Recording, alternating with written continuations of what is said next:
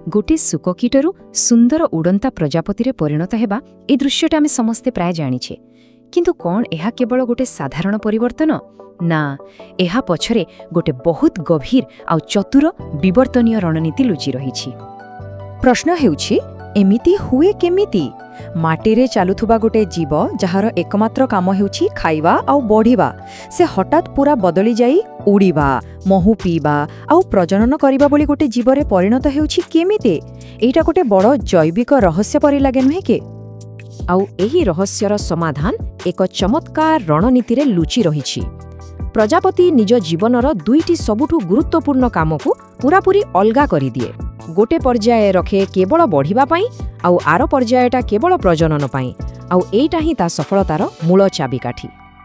ठीक अछि, ताहले चलंतु एही दुई जीवन रणनीति को टिके भल भाबे बुझिबा, जाहाको वैज्ञानिक भाषा रे कहा जाय संपूर्ण रूपांतरण। वैज्ञानिक माने एहाकु कहंती होलो मेटाबोलिज्म, जहार अर्थ हैला संपूर्ण परिवर्तन। माने एइटा कोनोसी धीर परिवर्तन नुहे, बरं एक संपूर्ण पुनर्गठन। एथिरे चारोटी स्पष्ट पर्याय अछि: अंडा, तापरे लार्वा, तापरे प्यूपा आउ शेषरे वयस्क प्रजापति। तेणु कथाटा हैला एइटा केवल गोटे अजब प्रक्रिया नुहे, एहा विवर्तनर एक बहुत ही दक्ष रणनीति। कामकु दुई भागरे बांटी देबा द्वारा प्रत्येक पर्याय निज निज कामकु सबुठु भल भाबरे करि पारंती, फलरे मोट उपरे दक्षता बहुत बढ़ी जाए। ताहेले चालंतु ए कहानीर प्रथम अध्याय आरंभ करिबा। शुक कीट बा लार्भा, एहार जीवनरे केवल गोटिए ही लक्ष्य थाए। एही पर्यायर मिशन बहुत सीधा सड़क, केवल खाइबा आ भविष्यत पाई शक्ति जमा करिबा। आ जानिछंती एहा हेउछि एकमात्र पर्याय जोंथिरे चोबाइबा पाई पाटी थाए, कारण तार आउ किछि काम ही नाही केवल खाइबाकु छाड़ी। एहार बढ़िबार मात्रा केते जानंती? गोटे मोनार्क सुखकीट निजर आरंभर ओजन ठारू प्राय 2000 गुण पर्यंत बढ़ी पारे। कल्पना करंतु एहा केते बड़ वृद्धि। एथिरो ही जणा पडुछि एही पर्यायटी केते गुरुत्वपूर्ण। किंतु एते शीघ्र बढ़िबारे गोटे असुविधा अछि। तार बाहर चमड़ाटा बहुत टाण, तेणु से बढ़िले ताहा फाटी जाए। एथिपाई ताकु बारंबार निजर पुरुणा खोळपा छड़ेइबाकु पड़े। आ सबठु मजादार कथा हेउछि पुरुणा चमड़ाकु छाड़िबा परे शुककीट ताकु खाइदिए। एमिति करिबा द्वारा ताकु पोषक तत्व भी मिले और शिकारी मानक पई कोनोसी प्रमाण भी रहेनी। केते चालाक नुहे कि? प्रत्येक थर खोळपा छड़ेइबा परे गोटे नुआ पर्याय आरंभ हुए, जहाकु इनस्टार कहा जाए। मोनार्क शुककीट एमिति 5टी इनस्टार दे गति करे, और प्रत्येक इनस्टार रे तार आकार, रंग एपरिकी तार चालीचलन भी बदली जाए। अच्छा, तार आत्मरक्षा करिबार तरीकाटा भी वास्तवरे आश्चर्यजनक। मोनार्क शुककीट केवल विषाक्त मिल्कवीड गछ खाए। सेही गछरु मिलुथिबा विषकु से निज देहरे जमा करि रखे, जहा फलरे कोनोसी शिकारी ताकु खाई पारंतिनी। एपरिकी बेले बेले सेमाने अधिक विषाक्त हेबा पई जानी सुनी से गछर विषाक्त क्षीरकु पी थांती। एहा प्रकृतरे प्रतिरक्षार गोटे मास्टर क्लास। एबे आसंतु सेही पर्यायकु जिबा जेउटा रूपांतरणर सबुठु रहस्यमयी अंश, प्यूपा बा क्रिसालिस पर्याय। बाहर को एकदम शांत देखा जाए, किंतु भितरे गोटे भयंकर विप्लव चली थाए।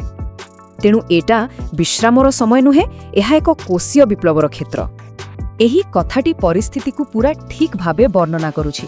बाहरु देखिले लागिबो जेमिति किछि भी होनी, सबु किछि स्थिर, किंतु सेही क्रिसालिस भितरे गोटे संपूर्ण नुआ जीवर निर्माण काम चली थाए। तो भितरे प्रथमे कौन हुए? प्रथम प्रक्रिया हेउछि हिस्टोलिसिस बा विघटन। एथिरे शुककीटर देहर अधिकांश अंश, तार मांसपेशी, तार अंग प्रत्यंग सबु किछि भांगी जाए, गोटे प्रकार कोशीय सूप बा तरल पदार्थरे परिणत होई जाए। एहा एक नियंत्रित आत्मविनाश। आउ सेही तरल पदार्थरु ही आरंभ हुए हिस्टोजेनेसिस बा पुनर्गठन। शुककीट देहरे किछि खास कोश थाए, जहा सेतेबेले निष्क्रिय थाए। एबे सेगुड़िक सक्रिय हुई सेही कोशीय सूप को व्यवहार करी प्रजापतिर डेणा, एंटेना और बाकी अंग को पूरा नुआ करी तैयारी करंती। किंतु एमिति भांगिबा और गड़ीबार कौन दरकार? कारण हेउछि शुककीटर शरीर गठन और प्रजापतिर शरीर गठन एते अलगा जे धीरे धीरे बदलिबा असंभव। तेणु पूरापूरी भांगी नुआ करी गढ़िबा ही एकमात्र उपाय। ଆଉ ଏହି କୋଷୀୟ ବିପ୍ଳବରୁ ହିଁ ଜନ୍ମ ନିଏ ପ୍ରଜାପତିର ଅନ୍ତିମ ରୂପ, ଯାହାକୁ ଇମାଗୋ କୁହାଯାଏ। ଏହାର ଶରୀର ଏହାର ନୂଆ ଜୀବନ ପାଇଁ ପୂରାପୂରି ଭାବରେ ତିଆରି ହୋଇଥାଏ। ଏହି ପର୍ଯ୍ୟାୟର ଲକ୍ଷ୍ୟ ଶୁକକୀଟଠାରୁ ଏକଦମ ଅଲଗା। ଏହାର ଦୁଇଟି ମୁଖ୍ୟ କାମ ହେଲା ନୂଆ ନୂଆ ଜାଗାକୁ ଯାଇ ବଂଶ ବିସ୍ତାର କରିବା ଆଉ ପ୍ରଜନନ କରିବା। ବାସ୍, ଖାଇବା ଆଉ ବଢ଼ିବାର କାମ ଏବେ ସରିଗଲା। ନୂଆ କାମ ପାଇଁ ନୂଆ ଉପକରଣ ବି ଦରକାର। ଚୋବେଇବା ପାଇଁ ପାଟି ବଦଳରେ ଏବେ ତାର ଗୋଟେ ଲମ୍ବା ନଳି ଭଳି ପ୍ରୋବୋସିସ୍ ଅଛି। ଏଇଟା ଦୁଇଟି ଅଲଗା ଅଂଶରେ ତିଆରି, ଯାହା ଗୋଟେ ଜିପର ପରି ଯୋଡ଼ି ହୋଇ ଏକ ଷ୍ଟ୍ର ତିଆରି କରେ, ଆଉ ସେଇଥିରେ ସେ ଫୁଲରୁ ମହୁ ଶୋଷିପାରେ। ଏହାର ଉଡ଼ିବାର କ୍ଷମତା କେତେ ଜାଣନ୍ତି? ମୋନାର୍କ ପ୍ରଜାପତିମାନେ ଉପଯୁକ୍ତ ପାଗ ଖୋଜିବାକୁ ପ୍ରାୟ 4,500 କିଲୋମିଟର ପର୍ଯ୍ୟନ୍ତ ଯାତ୍ରା କରନ୍ତି। ଏହା ବୟସ୍କ ପର୍ଯ୍ୟାୟର ଗତିଶୀଳତାର ଏକ ବଡ଼ ଉଦାହରଣ। କିନ୍ତୁ କାହାଣୀ ଏତିକିରେ ସରିନି।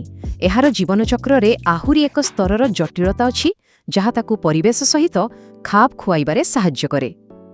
ଏହାକୁ କୁହାଯାଏ ଡାୟାପଜ୍। ଏଇଟା ହେଉଛି ପ୍ରକୃତିର ଗୋଟେ ପଜ୍ ବଟନ୍ ଭଳି। ଯେତେବେଳେ ଦିନ ଛୋଟ ହେବାକୁ ଲାଗେ ଆଉ ଶୀତ ଆସିବାର ସଙ୍କେତ ମିଳେ, ସେତେବେଳେ ପ୍ରଜାପତି ନିଜର ବୃଦ୍ଧିକୁ କିଛି ସମୟ ପାଇଁ ଅଟକେଇ ଦିଏ। ପୁଣି ଯେତେବେଳେ ପାଗ ଭଲ ହୁଏ, ସେତେବେଳେ ସେ ପୁଣି ବଳିବା ଆରମ୍ଭ କରେ। ଆଉ ଏହି ରଣନୀତିର ସବୁଠୁ ଭଲ କଥା ହେଉଛି ଏହାର ବିବିଧତା। ଅଲଗା ଅଲଗା ପ୍ରଜାତିର ପ୍ରଜାପତି ନିଜ ଜୀବନଚକ୍ରର ଯେକୌଣସି ପର୍ଯ୍ୟାୟରେ ଏହି ଡାୟାପଜ୍କୁ ବ୍ୟବହାର କରିପାରନ୍ତି। କିଛି ଅଣ୍ଡା ଅବସ୍ଥାରେ ଶୀତ କାଟନ୍ତି, କିଛି ଲାର୍ଭା, କିଛି ପ୍ୟୁପା ଆଉ କିଛି ବୟସ୍କ ଅବସ୍ଥାରେ। ଏହା ଏକ ପ୍ରକାର ରିସ୍କ ମ୍ୟାନେଜମେଣ୍ଟ। ଏହା ସୁନିଶ୍ଚିତ କରେ ଯେ କୌଣସି ଗୋଟିଏ ବିପଦ ସମଗ୍ର ଜନସଂଖ୍ୟାକୁ ଶେଷ କରିପାରିବ ନାହିଁ। ତେଣୁ ପ୍ରଜାପତିର ଜୀବନ କେବଳ ଗୋଟେ ସାଧାରଣ ରୂପାନ୍ତରଣ ନୁହେଁ। ଏହା ହେଉଛି ଜୀବନର ଦୁଇଟି ମୁଖ୍ୟ ଆହ୍ୱାନ, ବୃଦ୍ଧି ଏବଂ ପ୍ରଜନନକୁ ସମାଧାନ କରିବା ପାଇଁ ଏକ ଅତ୍ୟନ୍ତ ସଫଳ ଆଉ ଜଟିଳ ଇଞ୍ଜିନିୟରିଂର ଉଦାହରଣ। ଆଉ ଏହା ଆମକୁ ଭାବିବାକୁ ବାଧ୍ୟ କରେ ଯେ ଆମ ଚାରିପାଖରେ, ଆମ ଆଖି ସାମ୍ନାରେ ପ୍ରକୃତିର ଆହୁରି କେତେ ଯେ ଏମିତି ଚମତ୍କାର ଲୁଚି ରହିଛି, ଯାହାକୁ ଆମେ ହୁଏତ ଦେଖିପାରୁନି।